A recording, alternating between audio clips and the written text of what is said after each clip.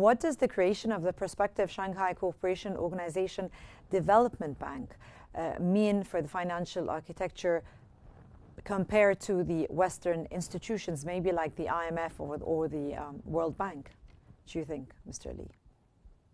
So from my own perspective and from the Chinese perspective, yes, if you want to get any loans from the Western banks or institutions like IMF, right? So they will ask you to have an economic reform, a political reform, which means to intervene the internal politics, which the Chinese government does not want to deal with this.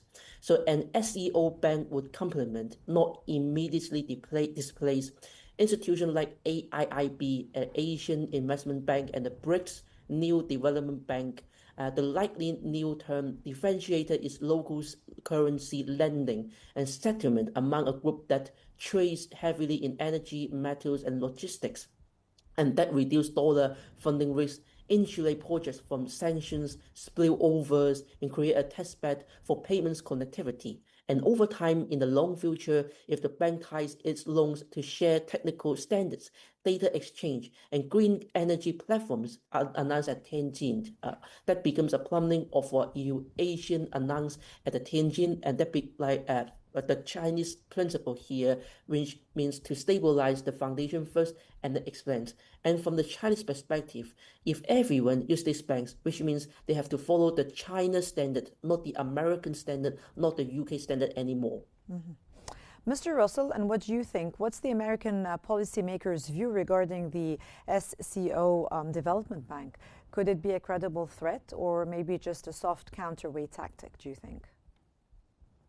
Look, it's another tool in the Chinese toolbox to try and gain economic control over the rest of the globe. That has been Xi's motive forever.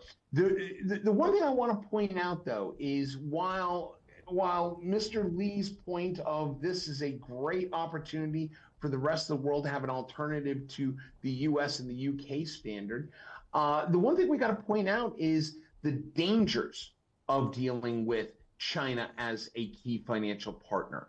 We look in Africa, as much as we've seen China grow in its economic influence on the continent, we've also seen it put a chokehold on the different governments that they have worked with. We give you examples of China investing in new highways. They create these funding blocks for infrastructure. And then once the infrastructure is completed, the Chinese government goes back to the central government of the country that took the loan and said, hey, by the way, this is now due. Well, we can't pay that right now.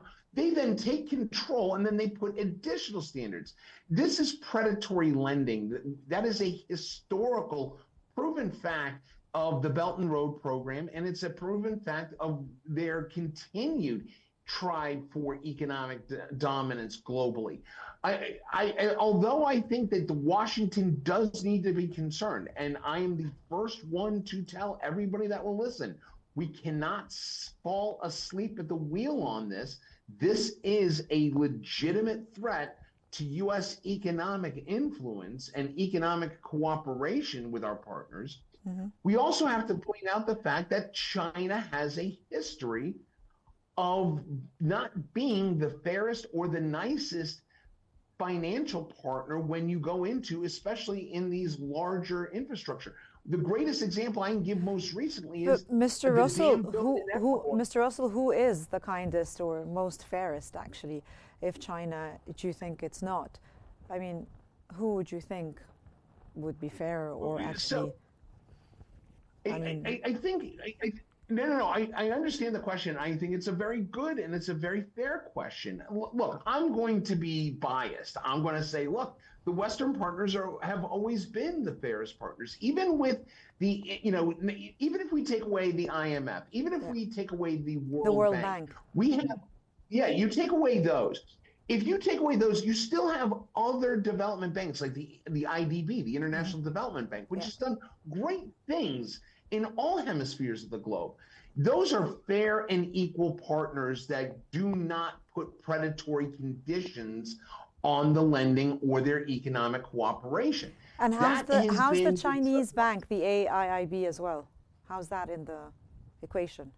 Again, anytime you talk about the AIIB, anytime you talk about any of the Chinese lending programs as part of their international diplomatic toolbox, it then becomes predatory. It is the bait and switch. It is the less than quality. And then there's no local content.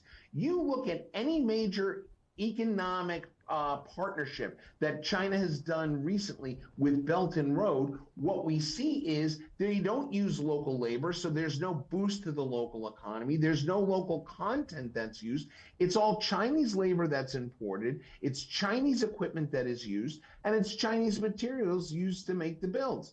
That does not help the countries that they're doing these projects in, especially when they are considered, and I use air quote, partners in the project.